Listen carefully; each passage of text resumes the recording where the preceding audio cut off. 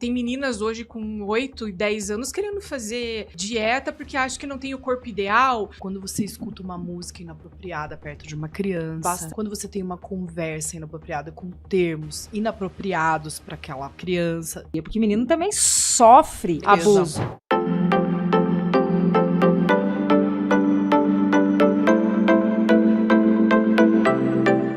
Exploração infantil na era digital. Você já ouviu falar nesse tema? Ele está bombando aí nas mídias, nas redes sociais. E hoje, para a gente poder conversar um pouco mais sobre esse assunto nos aspectos jurídicos e relevantes aqui no Quem Sabe Pode, contamos com a presença da doutora Ana Lúcia Munhoz, advogada e presidente da Comissão de Defesa dos Direitos da Criança e do Adolescente da OAB Paraná. Seja bem-vinda, doutora. Obrigada, querida. Bem-vinda, doutora Ana Lúcia, e muito obrigada por ceder um tempinho da sua agenda para conversar aqui com a gente sobre esse assunto que está em todas as redes sociais, na mídia, e ganhou muita relevância com o vídeo do influenciador Felca. E eu gostaria de perguntar para a doutora o que a doutora está achando de tudo isso. A doutora acha que, de fato, foi necessário que alguém viesse a público, alguém com essa relevância, quando eu digo relevância, não é nem com esse número de seguidores, com essa relevância no sentido de ser conhecido para trazer esse assunto tão importante à tona?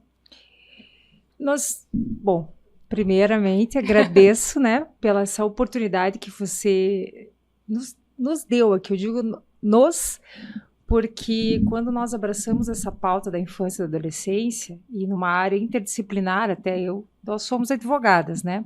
Somos a ponta do direito, daquilo que nós judicializamos, aquilo que infelizmente o sistema não garantiu.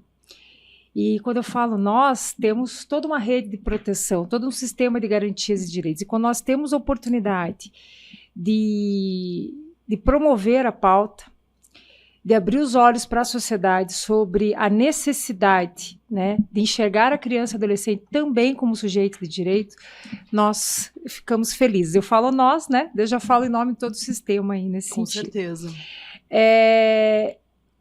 Assim como vocês são ótimas influenciadoras, né, essa nova era digital, então é dessas pessoas que nós precisamos, desse tipo de influência que nós precisamos, né? O trabalho do Felca, eu vinha conhecê-lo, meu filho o conhecia, né, de 17 anos, mas eu não o conhecia, e ele prestou um papel social, né, um serviço, né, muito importante para nós. Sim. A adultização, ela já vem sendo gritada por nós há anos, né? E isso é um reflexo de uma construção social. Já na Idade Média, a criança e o adolescente já eram encarados como mini-adultos, né? Então, toda essa construção social, essa normalização, não vou dizer essa palavra, mas o furto da infância nesse sentido, sabe? De você enxergar a criança ali como mini adulto, como uma extensão do direito da pessoa adulta, é algo que que propicia violência, é que nós estamos gritando há tempos. Então, esse ato, né, esse olhar que ele teve, foi muito importante. Então, todos os méritos a ele em relação a isso. Apesar dele não ser especialista, ele foi o menino que foi lá, estudou para falar sobre, com muito cuidado, com uma facilidade de comunicação, que é isso que nós precisamos também, né? Chegar ao público. Eu acho que isso que está faltando também, uma linguagem mais acessível, principalmente para nós, né, do direito, de chegar a quem... Porque às vezes a pessoa até fazendo um adendo, ele fez uma investigação, ele coletou provas, ele ficou muito tempo estudando o assunto, e isso é muito importante, porque não foi um vídeo superficial. Eu assisti o vídeo, sou mãe de 2 meninas, então eu tive um interesse maior de assistir, além de ser um assunto que sempre me interessou, mas assim, ele fez um estudo mesmo, ele coletou provas, ele fez uma investigação, tanto que esse vídeo foi usado para que as autoridades tomassem as providências cabíveis, né? Foi preso um outro influenciador, enfim, todas as providências cabíveis ali. Então foi de extrema importância, a gente só tem que reverenciar esse influenciador como a doutora disse, influenciador do bem, influenciador que de fato Exatamente. faz jus a esse nome, influenciador. Exatamente. Eu acho interessante porque, assim, quando a gente fala em adultização, quando a gente fala nessa sexualização, erotização, utilização das imagens das crianças, exposição na internet, é claro que o Felca ele trouxe fez esse boom, né, abriu os olhos das pessoas, porque ele realmente é um excelente influenciador. Mas a doutora que está à frente dessa batalha há anos pode nos dizer que estamos clamando por esse grito há muito tempo. E o que me deixou bem espantada é que, assim, eu estava conversando com a Roberta até no caminho, que eu fui pesquisar, deixa eu ver os projetos de lei antes, né? Vamos ver o que tem de projetos de leis sobre esse assunto e tudo mais, porque a gente precisa entender, não é o nosso dia a dia, mas a gente precisa entender para a gente poder debater aqui. E foi muito interessante porque, assim, depois que estourou esse vídeo, que bombou, tivemos aqui 32 projetos de leis. Municipais, estaduais, né? todas as esferas. E né? antes disso, puxa, é tão difícil a gente achar um projeto de lei, sabe? Então, antes de tudo isso, fui investigar, mas cadê os projetos de lei antes? Tem, realmente tem, mas não nessa proporção. Muito, muito, muito, muito menos nessa proporção. Então, é claro que a gente precisa utilizar esse vídeo como uma fonte da gente realmente lutar pelos direitos dessas crianças, combate à pedofilia, porque eu acho que não é só regulamentar a internet para esses adolescentes e crianças, né? Não é só regulamentar isso e talvez também responsabilizar os pais. Mas a gente focar no que importa. E o que importa hoje é a defesa, mas também os crimes sexuais contra as crianças, que é gritante que tem acontecido. Né? Então, eu queria que a doutora colocasse para nós o que é a adultização, como que a doutora vê hoje o papel da internet para essas crianças e adolescentes, o ponto positivo e o ponto negativo. Porque a gente também tem que... muitos pontos positivos. Existem pontos positivos, existem pontos negativos. Mas hoje, o que tem influenciado dentro da sua dinâmica, do que a doutora tem visto e acompanhado hoje, sendo presidente da comissão? Então, segundo, né? Primeiramente, já disse, já agradeci. Já fiquei feliz quando você ali se autocorrigiu, porque nós tivemos uma conversa anterior, né? Você falou assim, menor não, criança e adolescente, né? Já explicando rapidamente para o pessoal que nós que estudamos afinco a pauta, nós não utilizamos mais, apesar do ECA ainda, e na legislação ainda ter esse termo menor, né? Esse termo ele não se utiliza-se mais há muito tempo, porque além de minorizar aí a figura, ele remete ao Código de Menores, que era um tratamento totalmente desumano, né?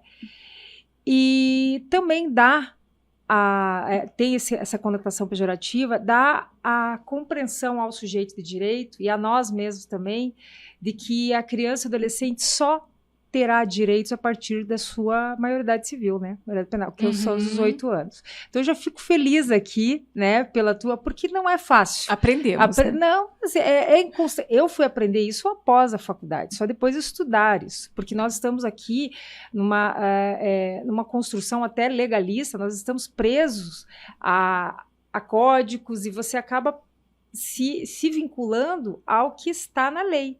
Né? Mas nem sempre o texto da lei ele é humanizado, ele está correto nesse sentido, né? Adequado.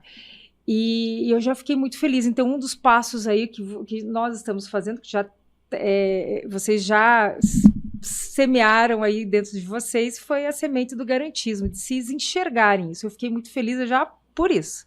Parabéns. A adultização, como o próprio nome diz ali, ela é um processo de você retirar a infância da criança, de você atribuir comportamentos a ela de adultos e até de responsabilidade de adultos. Eu sei que realidades são múltiplas, né? O trabalho infantil é um exemplo de adultização. E é algo que nós romantizamos muito. né? Então, às vezes, você vai... Quantas vezes eu já fiz...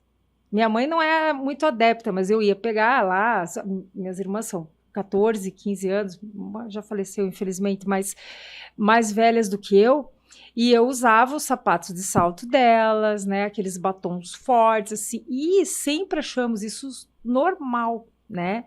E essa normalização de algumas roupas e alguns programas inadequados para as crianças, e não é uma questão de moralismo. Você precisa fazer esse controle.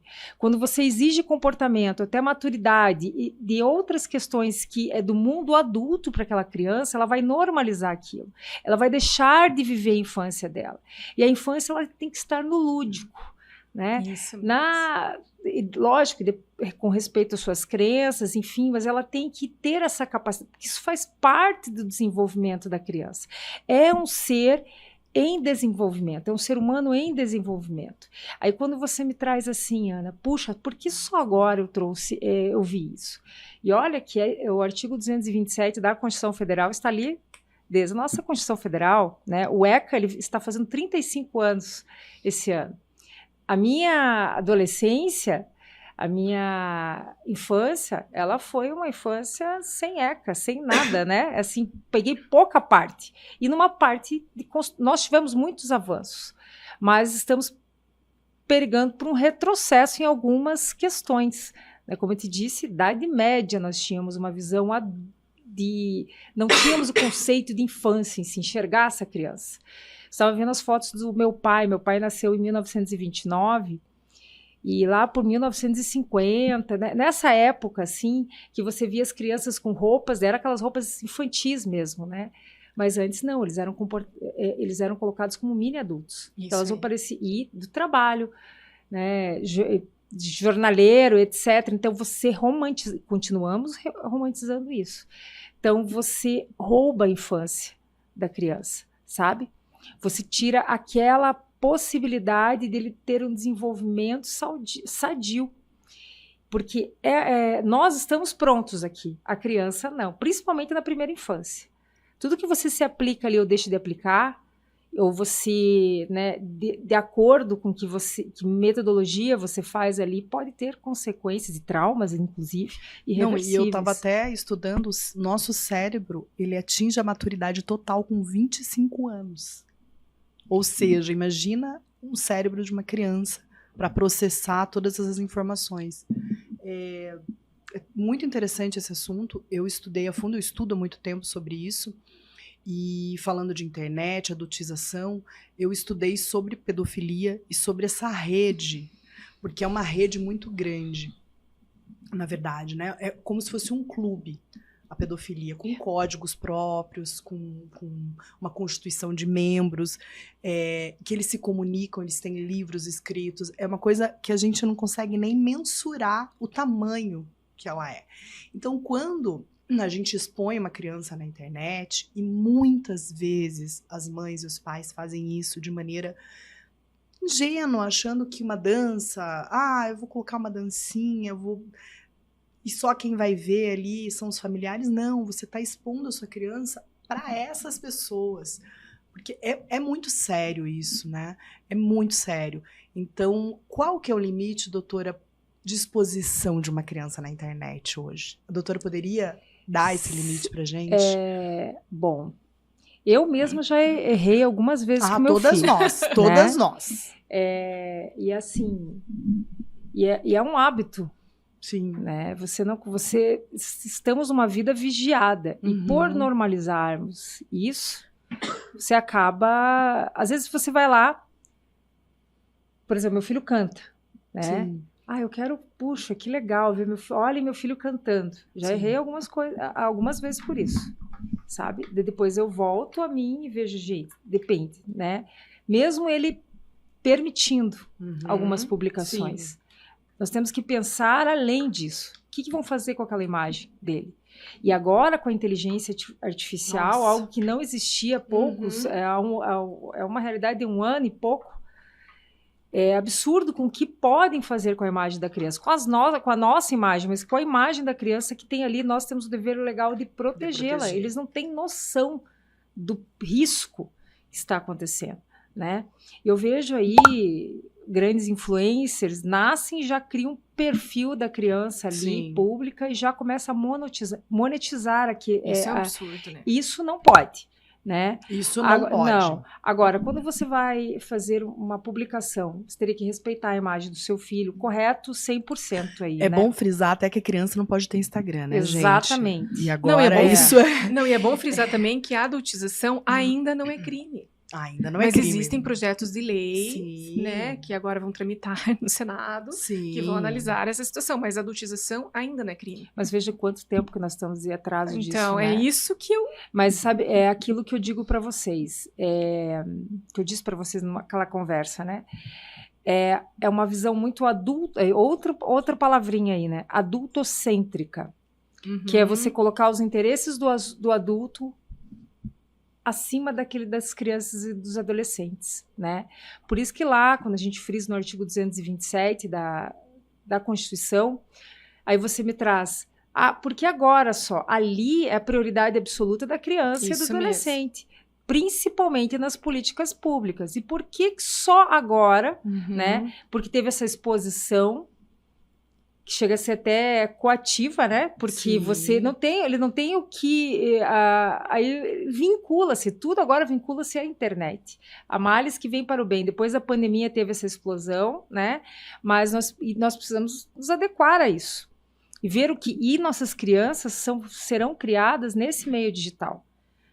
E como que nós vamos... Qual é o limite ético disso? Depende, né?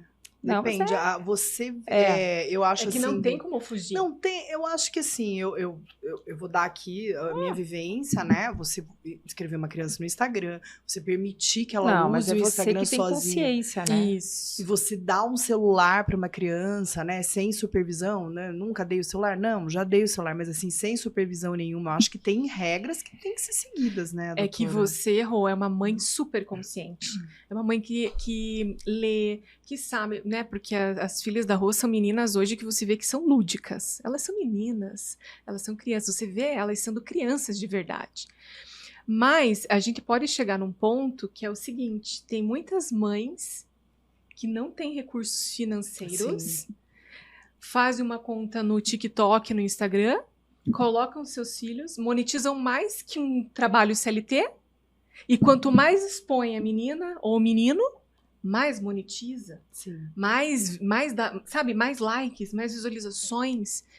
Ou Então, até mesmo usam o celular como rede de apoio. Não Sim. dá pra gente julgar, né? Também. então Mas é muito difícil esse contraponto, né? É por isso que tem que ter políticas públicas para conscientizar as famílias e para também tentar resolver esses gargalos que você está passando, né? Porque como é que você vai auxiliar essa mãe que não tem Sim, rede de que apoio? não tem rede de apoio Não se nenhuma. justifica, Claro logicamente, que não.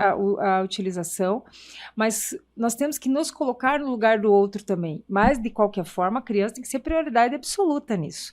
Então, falta aí uma política de educação das famílias também, né, de compreender essa criança. Daí eu volto naquela questão adultocêntrica, da necessidade de nós adultos compreendermos que a criança e o adolescente são sujeitos de direitos à parte dos nossos. Você faz isso com alguém que tem mais de 18 anos, você vai expondo, você sempre pergunta, por que você não faz isso com a criança?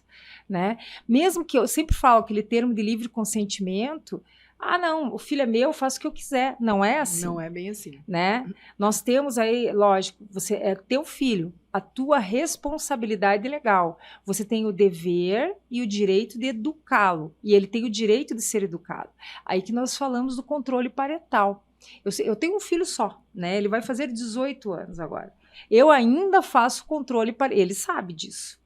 Lógico que, respeitando agora, você vai aumentando, né, a idade e você já vai retirando. Só que daí nós tentamos fazer uma educação digital, além do que ele é um menino, né?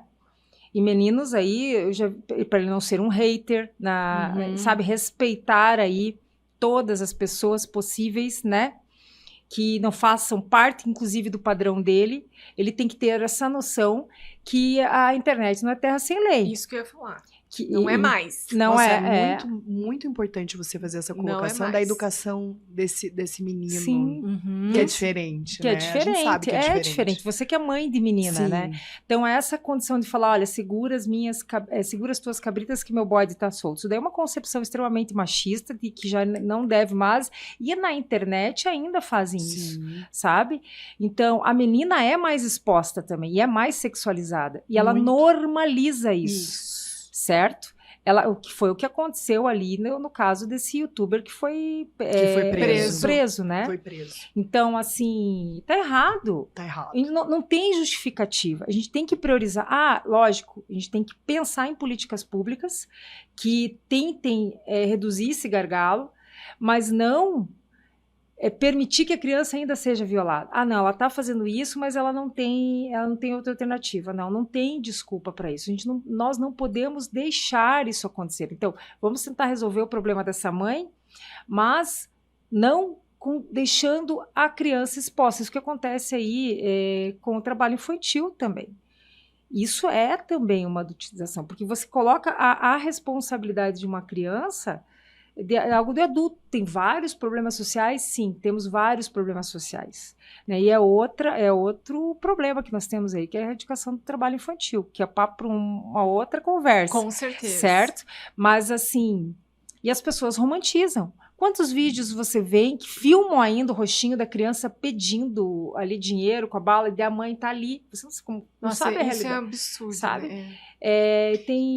E no caso desse influenciador, que a gente não vai falar o nome, mas ele foi preso, os depoimentos das crianças, das meninas que residiam com ele, era esse. Eu vivia em pobreza absoluta, e a minha mãe me deu para ele me adotou, e hoje eu tenho essa vida. Então, veja... Emancipação, né? Ele emancipava as crianças. Então, veja a discrepância ali de valores mesmo. Então, as crianças produziam vídeos, ele vendia, ele está sendo investigado, mas já tem provas de que ele vendia esses vídeos para uma rede. Né? Uma rede de pedofilia. Então, assim, é muito mais a fundo. Mas a desculpa e que as crianças davam, que as meninas e os meninos davam, eram esse. Eu vivia em pobreza absoluta. Então, assim, lá eu tinha comida, lá eu tinha bens, lá eu tinha uma casa. Envolve muito dinheiro, né? Envolve muito, ele é muito rico. Eu acompanhei estudei sobre o caso dele, muito rico. Então, assim, ele realmente ganhava dinheiro em cima dessas crianças. E com a ilusão que ele estava ajudando essas crianças. Ele mesmo, eu acho que não tem essa ciência, né? Eu acho que a gente precisa parar para pensar. Muita gente que está assistindo a gente agora, que as crianças têm Instagram, que estão fazendo dancinha, dançando música sertaneja, tal. Aqui é sem julgamento, mas assim, parem para pensar. Quem que está assistindo? Uma criança fazendo vídeo desse... Gente, vamos colocar um pouco a mão na consciência, né? Aqui a gente não tá julgando. Eu já tirei foto das minhas filhas, você já expôs o seu filho. Todo mundo expõe em algum momento, porque a gente vive num mundo de muita exposição. Mas eu acho que a gente tem que refletir sobre isso. Que vai muito além, né, doutora? Sim, tem países aí que já proibiram o uso. Sim. Né? E se você for ver algumas escolas de ponta, como você disse, né?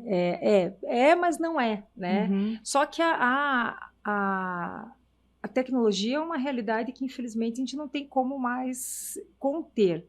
A questão a gente tem que ver como ela vai se desenvolver e, principalmente, respeitar a criança aí de uma forma ética. Uhum. A gente já vai para o campo da bioética, né?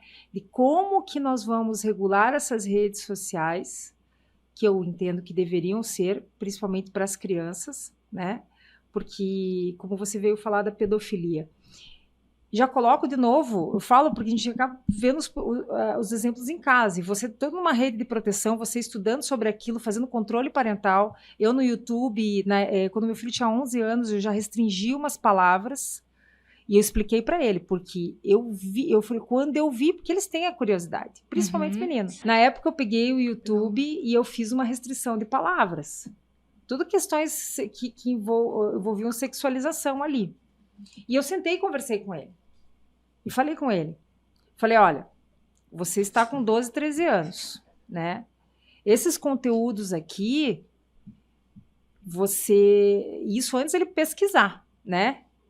eu comecei a conversar com ele, falei, olha, você tem que ter responsabilidade na internet. Não é tudo que você não ache que se você criar um fake ali, não vão descobrir quem é você, né? E mesmo assim, pense sempre no que você vai causar para essa outra pessoa. E detalhe, né?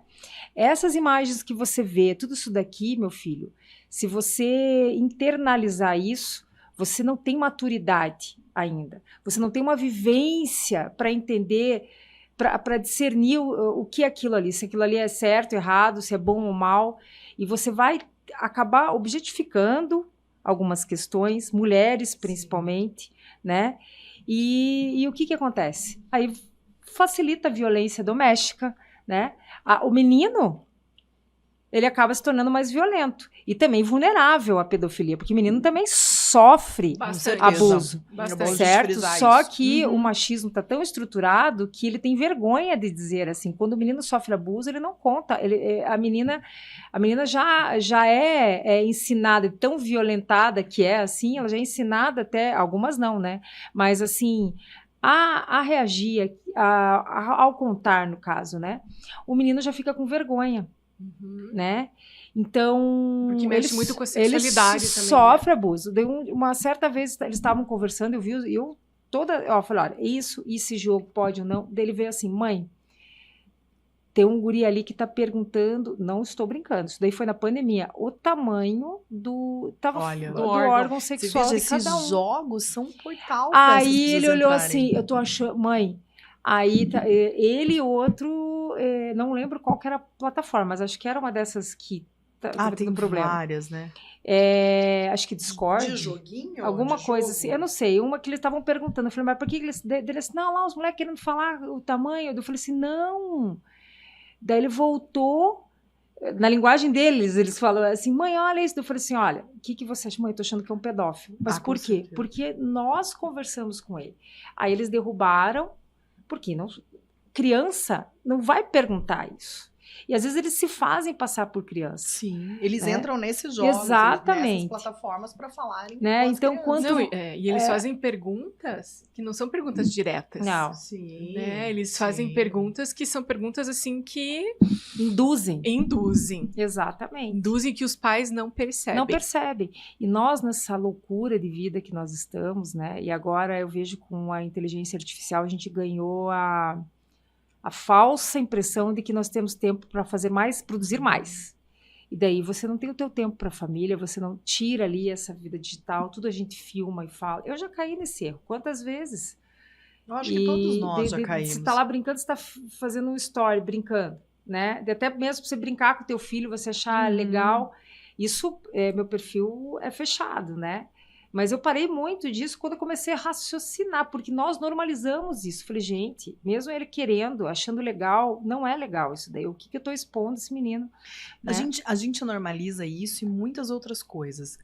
Quando a gente fala de adultização, gente, não é só no digital. Quando você escuta uma música inapropriada perto de uma criança. Bastante. Quando você tem uma conversa inapropriada com termos inapropriados para aquela criança. Então, assim, são vários comportamentos. Conversa de adulto e conversa de adulto.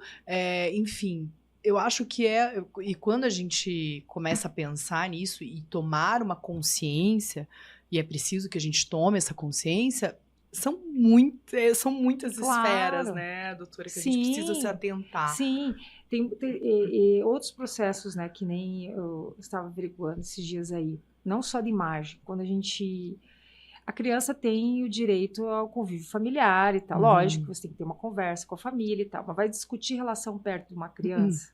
Não, né? Certo? Tem 500 coisas que nós fazemos. Que a gente está falando aqui, mas em algum momento a gente também pode ter feito, não estamos julgando aqui, falando, olha, não, a gente nunca fez. Eu acho que em algum grau eu fiz algumas coisas, mas eu sempre me questionava, tomava a minha consciência. Não é fácil se desconstruir. Não é fácil.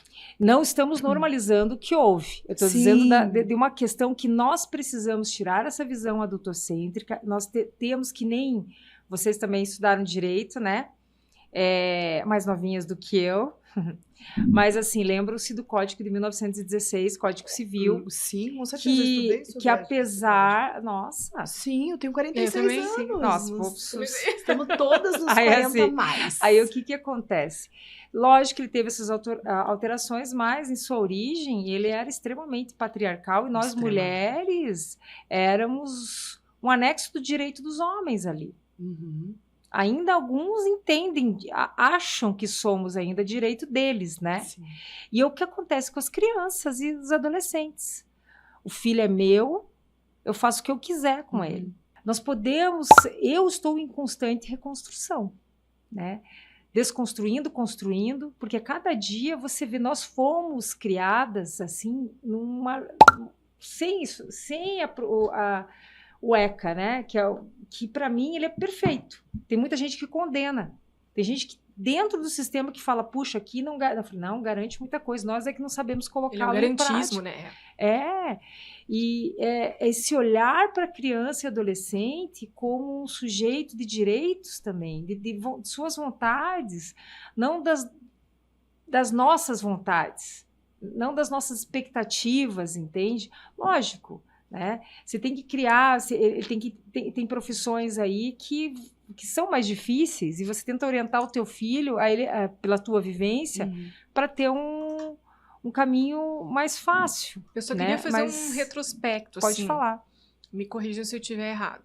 A gente tem a mãe, a tia, a avó, que carinhosamente filma o seu neto, o seu filho, porque acha bonito, né? Não existe uma erotização, uma sexualização, uma adultização.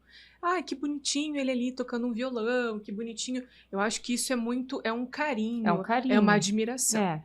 E tem a mãe que sexualiza e erotiza sua filha, o seu filho, e coloca isso numa rede onde ela se conecta com o mundo, porque ela quer obter algum tipo de vantagem. Então, a gente precisa colocar na balança que o carinho e o amor de uma mãe, de uma avó, de uma tia, ele não pode ser comparado com uma pessoa que está tolhendo a infância de uma criança. Porque a gente está falando de adultização, que, claro, é sexualização, né? A criança usa maquiagem antes do tempo, inclusive isso pode fazer com que uma menina menstrue, né? Antes do tempo ali, estudos, né? E tem estudos sobre isso. Tem meninas hoje com 8 e 10 anos querendo fazer dieta porque acham que não tem o corpo ideal. Veja, essa menina ela não tem que saber o que é corpo ideal, ela tem que brincar. Ela não tem que se importar se nesse processo de onde ela está ali, né, tendo o seu processo de formação do seu corpinho, ela tem que se preocupar se ela está com uma celulitezinha ou não, porque ela ainda está passando por um processo de transformação. Então, se ela não tem que se preocupar se ela tem que colocar um shorts rasgadinho, justinho. Então, vai muito além do que a gente está vendo. Ela vai muito, ultrapassa o menino quando o pai fala, nossa, esse é o macho da família, Sim, o garanhão da família, vai pegar todas, não sei o quê. Então, você está impondo uma responsabilidade também para um homem que ele tem que ser viril, que ele tem que ser isso, que ele tem que ser aquilo. Então, ele vai... É algo que vai muito além. E quando a gente coloca nesse peso o que é uma ingenuidade, né, maternal, sem malícia, do que uma malícia que cai numa rede que você explora. Ou até mesmo quando você não tem a noção que você está explorando, né? Ah, amiga, mas quando... muitas vezes exploram, mas eu vejo muitas pessoas que colocam as crianças dançando músicas inapropriadas e não necessariamente estão monetizando com isso. Elas não têm essa ciência ou simplesmente elas dão um celular para crianças pequenas sem fiscalizar. E isso é um grande erro no meu ponto de vista. Eu acho que você tem que fiscalizar. A criança não pode ter Instagram, a criança não pode ter Facebook, criança não pode ter celular, no meu ponto de vista. No meu ponto de vista, gente, né? Eu acho que a criança não precisa de celular, mas enfim... Nem sempre, mas é errado da mesma maneira, mesmo você sem monetizar. Não, a questão que vai um pouco além da adultização, né? Que você já colocou aí outras que eu comecei a refletir aqui. Tem aquela mãe que por ter sido adotizada, também faz isso com a Exato. filha, ou mãe e pai, né? Mãe e pai, isso que você está falando é mãe e pai. Mãe e pai. E você repete comportamentos. Também muitos abusadores, eles repetem comportamentos Com também. certeza. Né? Então, há uma normalização da violência sexual. Né? Por isso que nós precisamos de educação. E quando a gente fala educação sexual, é outra do que falam ali. Não, a gente precisa mesmo, né? De você, além de compreender as diferenças, de você começar a entender o que é carinho e o que é abuso, né? Tanto que a minha mãe é educadora, já é uma senhorinha, mas ela nunca deixou dar um selinho na gente. E tem muito disso. Você não pode normalizar. A criança não tem noção do perigo ali. Uhum. Mas eu não estou violando meu filho e minha filha. Pois é, mas ela vai ver um adulto que vai achar aqui... Não, meu pai faz, minha mãe faz, ele não vai fazer nada de mal comigo. Muito pelo contrário. Infelizmente, dentro da própria família, a família dentro da rede de proteção... Nós temos aí a rede de proteção. Todos nós fazemos parte da rede de proteção. Tem o sistema de garantia de direitos, que envolve os órgãos, todas as instituições ali. E tem a rede, que além do sistema, somos todos nós da sociedade, inclusive a família. A família deveria ser o primeiro na rede ali. Mas é a que mais viola. Isso mesmo. Né? Então, às vezes, dentro da família, você passa isso. Todo mundo vem para essa pauta. Hoje eu falo com muita tranquilidade, né? Antes eu chorava muito com isso. E você vê como repete o comportamento. Quando eu tinha 4, 5, 6 anos, minha mãe me deixava na casa, né, de um familiar, meu pai também, porque eles tinham que trabalhar o dia inteiro. E eu não sofri abuso do meu parente, mas de quem eles deixaram ali para ficar de olho em mim. Nossa Senhora. Sabe? E para eu entender aquilo, e assim, eu tinha certos traumas, assim, sabe, em relação a isso. Foi dos meus 3 anos ali. E você vê 3 anos desta forma, eram poucas as vezes que eu ficava ali. E minha mãe flagrou isso. Esses tempos atrás ela lembrou disso, porque foi eu achava, gente, será que era sonho? Será que aconteceu? E aconteceu. Eu faço terapia, eu tive condições de reestruturar, mas tem quem não tem condições disso. É por isso que a gente está nessa luta também, né? Então, para que outras crianças que não tiveram essas mesmas coisas, que tenham essa possibilidade. Então, quando você faz terapia para minimizar, isso nunca vai se tratar. É difícil, então, porque volta. Porque quando acontece, é o que eu falo, eu sou conhecida por ser neurótica. Então, eu não deixo dormir na casa de ninguém. É um cuidado excessivo. É um cuidado excessivo. E necessário nos dias de hoje. E assim, hoje. deixo dormir, obviamente, na casa da minha mãe, que eu sei quem frequenta, né? Minha mãe e meu pai. Mas não deixo dormir na casa de ninguém. Fiscalizo muito, não deixo com ninguém e tal, porque é isso. Aconteceu, a gente pode minimizar. Não, a gente pode minimizar, mas nunca você vai conseguir tratar. Não é fácil. E esquecer, nunca. Então, é isso. Então, não esquece mesmo, tá? Porque às vezes ele volta e assim, depois eu descobri. E era um rapaz, assim, adolescente, que ele também tinha passado por isso. E não é porque você não chega às vias de fato lá, né? Não estupra a criança, é que você não está violando também. Ó, a gente está indo para um outro canal, mas só que você normaliza aquilo. Ele normalizou aquilo, sabe? Muitos anos depois que ele teve filhos, que ele teve um acesso à educação, que isso também influencia, certo? Ele veio falar comigo, só que eu não consigo, até hoje eu não consigo ter muito, falar a respeito e tal, não consigo, mas por quê? Lembranças que eu não gosto nem de dar o gatilho, porque quando eu fui estudar sobre isso, daí apareceu. Eu pesquiso hoje, como disse para vocês, educação e direitos humanos, e numa perspectiva bioética aí, né? Quando a gente diz, é para você tentar aí se colocar no lugar do outro, e tem umas oficinas aí que estamos tentando fazer, de reeducar o agressor, dele entender o papel dele. Olha, o que você está fazendo está errado.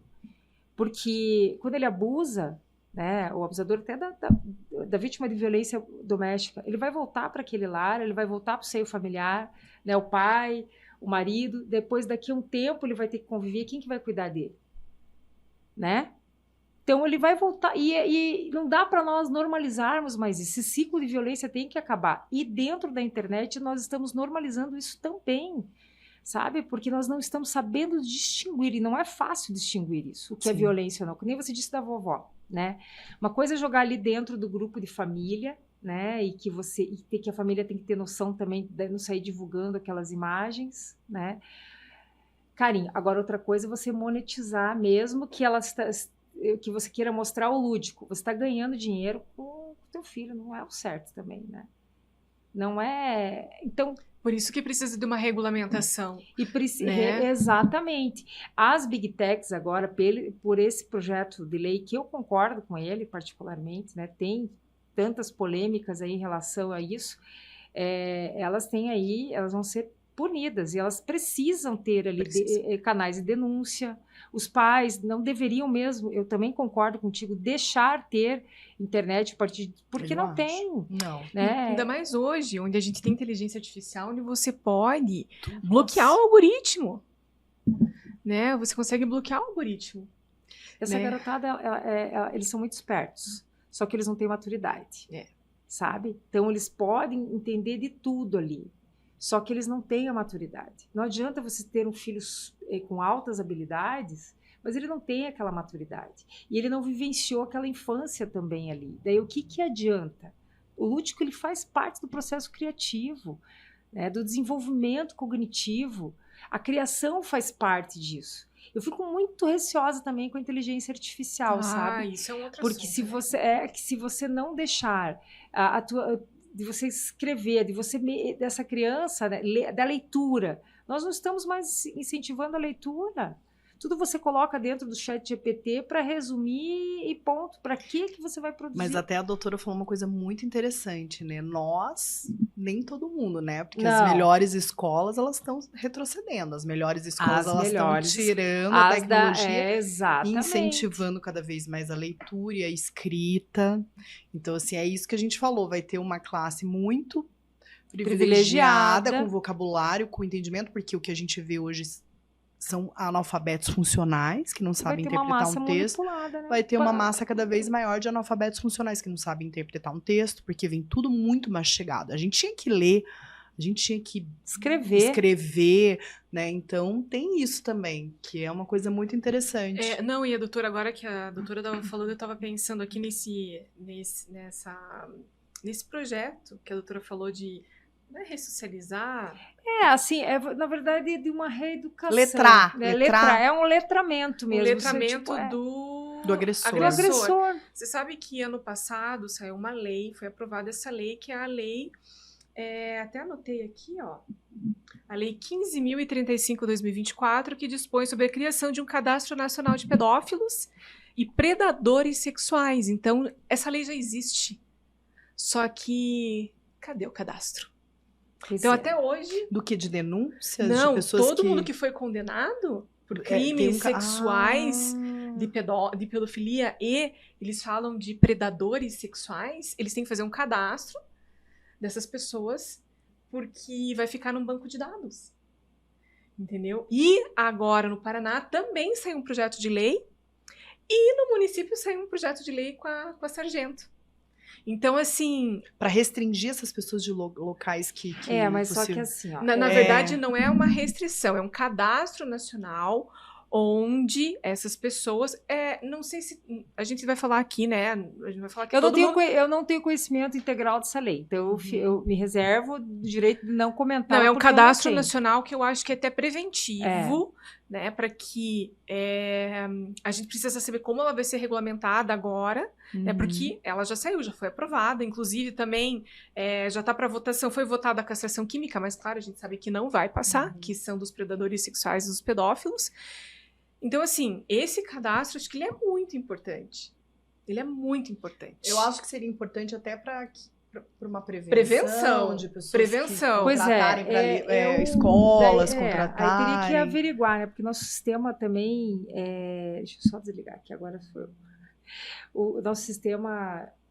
não é muito justo, não estou aqui passando a mão, né? E às vezes a gente tem que ver como... Aí é um papo para criminalista. E desenvolver. Eu não li, eu confesso que tantas demandas que nós temos, né? Eu não tive tempo ainda de me inteirar. Só que eu sei também que há treinamentos relacionados aí ao combate à pedofilia que se expõem, né? Que tem alguns que se expõem vídeos de crianças, isso também não está certo. Não. Né? Não, mas daí esse é um pouco diferente. Né? Esse cadastro nacional... É isso que eu estou te falando. E quando a gente fala dessas questões aí, que mesmo no afã da gente proteger uma criança, isso que as pessoas fazem, reproduzem os vídeos da violência. Isso a gente também não pode fazer. Estou dizendo até nós ali, na hora que falei assim, puxa, aparece, agora que depois dessa denúncia, eu estou vendo mais imagens borradas das crianças. Você já percebeu que antes não tinha? É que, na verdade, esse tipo de processo, ele corre em segredo de justiça, ele nem deveria estar exposto, na né? mídia, amiga. Pois é. Sempre na mídia. Vazam, mas então, é isso que eu estou dizendo. Como que vazou ser um processo, pessoas, então, no afã ali de alguém querer proteger, olha, vamos denunciar, você acaba expondo, você não pode violar, no afã de proteger, você violar outros direitos, a gente tem que achar um meio tempo. Nossa, a sociedade precisa ser educada. Todo né? mundo, entende? Não só o agressor. Por quê? O agressor, eu não estou passando pano, como dizem os jogos, para o agressor. Jamais. Nunca. Né? Temos que ter a responsabilização dele. E entendo que temos que ter, sim, uma ressocialização para que esse ciclo de violência acabe. E não só dele, mas teríamos que ter políticas públicas que envolvam a família. Não jogar só para a escola fazer. Eu acredito que também. Sabe? A escola tem um papel grandiosíssimo na rede de proteção, só que teria que ter uma ação integrada. A rede, ela precisa ser integrada.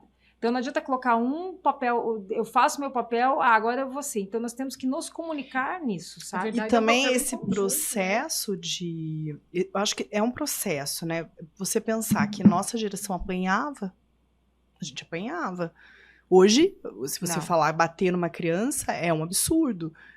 Então, assim, a gente apanhava e isso era normalizado. A gente tem uma educação, a gente estudou, a gente sabe que não se pode mais bater em criança. Então, assim, eu acho que com o tempo as coisas vão... Eu sou uma pessoa super otimista, então eu sempre acredito que as coisas podem evoluir. Nós avançamos muito. Eu acho que houve grandes avanços em relação às crianças e à proteção das crianças, porque era normalizado você bater em criança. Justificam até em versículos bíblicos, né? Aí teve até um pastor que disse, olha, esse versículo foi interpretado de outra forma, né? E assim você justifica a violência, você perde. Lógico, gente, a criança tem fases. Quem não foi também criança, né? Às vezes eu olho pro meu filho e vejo aquela mesma adolescente que eu era. Eu fico assim contando... Lógico, vontade a gente tem. Porque pra gente... Muitas vezes. Uma coisa nós falamos aqui quando profissional. Você consegue ver com distanciamento o filho dos outros. O nosso a gente não consegue ver. É bem difícil. Você tem que contar umas 10 vezes primeiro, porque você precisa de uma rede de apoio. Você está ali cheio de coisa para fazer. E daí, mulher principalmente. Mãe está cansada, tem o período da TPM. Então, várias questões, vários problemas que você tem que administrar. Na nossa faixa etária aqui, você disse, para mim você tem bem menos do que eu. Mas assim, temos pais idosos, marido na meia idade. Então, entende? Você ali, aquela que está meio desabafo aqui. Não, mas assim, mas é verdade, são pessoas que têm seus próprios problemas, que dependem de você, porque esse dever de cuidado sempre nos recai, né? E daí, o que acontece? Para você ter paciência com esse filho, a gente precisa também nos compreender como mãe e colocar um pouco, lógico, pensamos nos nossos filhos, mas de que forma? Né? De que visão que nós temos? Pensando assim, nossa, é meu filho, então eu cuido dele, já que não tem rede de apoio. Esses dias estava, acho que não sei qual, se era um rapper internacional, não sei qual que era o artista. O problema da minha idade aí, já tô com um probleminha. Imagina, e estavam reclamando ali que a mãe... aí teve até uma advogada, fez um comentário.